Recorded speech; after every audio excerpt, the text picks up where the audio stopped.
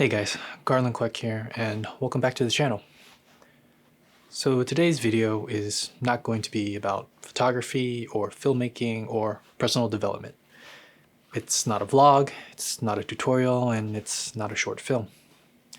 It's not going to be about me, and it's not going to be about entertaining you. Sorry. But it's going to be about something important. It's going to be about November 3rd, 2020. It's going to be about us, our collective well-being, and about our future. I know that sounds dramatic. I know this setup looks a little dramatic. But if you think about what the implications of this date will have for us for the next 4 years, the next decade, and the next generation of our country, then maybe it isn't so dramatic. November 3rd is going to be one of the most pivotal moments in modern US history. To say that a lot hinges on the outcome of this date would be a gross understatement. As numerous sources have cited, the results will reverberate for generations to come. From the months of conflict, tension, tragedies, debates, and division that we have all endured and experienced for the greater part of the last year, we know this to be true. And that's all before we've really even begun this election. So today's video is about relaying a simple yet incredibly important message, one that I feel deeply needs to be at least heard, if not acted upon. My thoughts come inspired from a publication in The Atlantic. Written by Jeffrey Goldberg, the editor-in-chief of The Atlantic, and published on October 22nd, 2020, the article makes the case against Donald Trump as president and endorses Joe Biden for the presidency. The Atlantic has only endorsed 3 candidates in its 160-year history: Abraham Lincoln, Lyndon B. Johnson, and Hillary Clinton.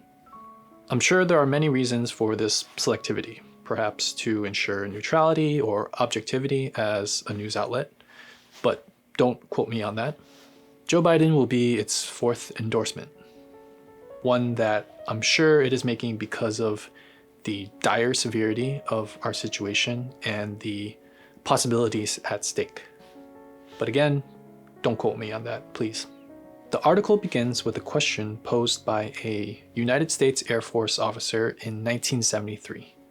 During the Cold War era of US history. It was a time when the world was caught in a period of geopolitical tension that was punctuated by the potential of nuclear threats and the doctrine of mutually assured destruction. In short, it was a very tense time.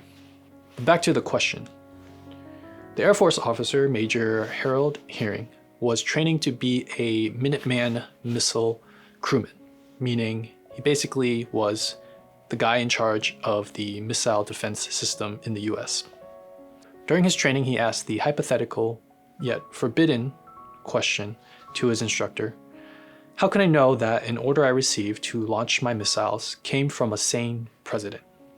The question is forbidden within the US military and government because the assumption is that an elected president, chosen by the people, by the public, could not be anything but sane.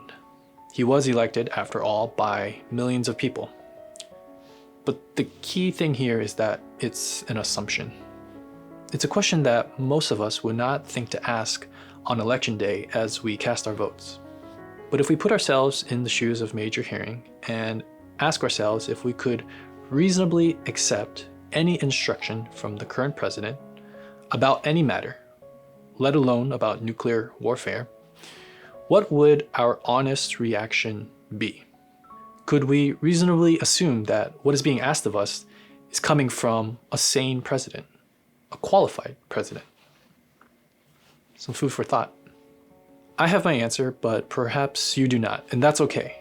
I'm not here to convince you of Trump's atrocious track record as a president.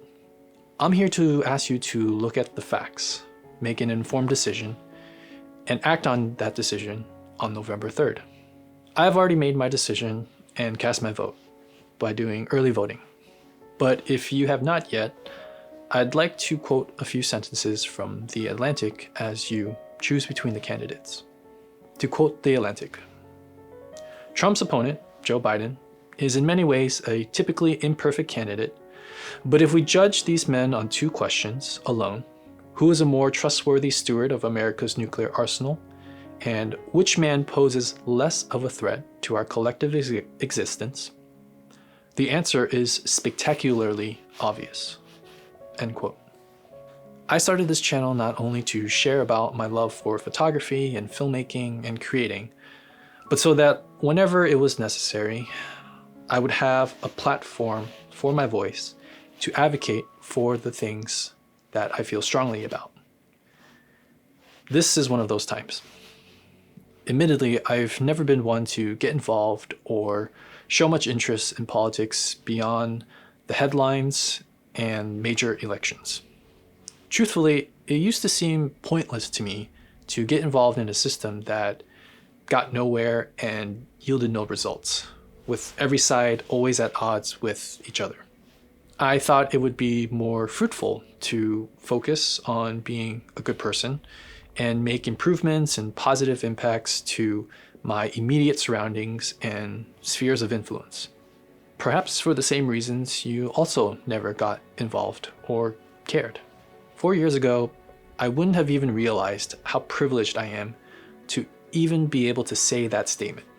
To have the means, the resources, the freedom to focus solely on things that I wanted to focus on, like my career, my happiness, my goals, my ambitions, my desires, without any other hindrance or obstacle. What a privilege that truly is, because the reality is that there are millions in this country who do not have anything remotely close to that privilege. They have been systemically oppressed and set up for a life that denies those same freedoms and does not reflect the ideals of what this country supposedly stands for. And it's clear that the current powers in place will continue to perpetuate that cycle. But we have the power to change that. We are at another crossroads now. And I do not want to make the same mistakes that I've made before of not participating, of being blissfully ignorant, of focusing solely on myself, and of not acting when I had the power to do so. So I will end with one other quote from The Atlantic. Two men are running for president. One is a terrible man. The other is a decent man. Vote for the decent man. That's my summary of The Atlantic's endorsement for Joe Biden. For full disclosure, I am not affiliated or endorsed by The Atlantic in any way. I simply enjoy the articles that they write and think that they put out thoughtful pieces that are worthy of my time to read. This article is one of them. It perfectly summarizes how I feel, put in words beyond what I could eloquently articulate. It's a sound endorsement that I stand behind. Whatever path you choose, I hope it is with our collective future in mind that you proceed. Thank you, and may God lead us all.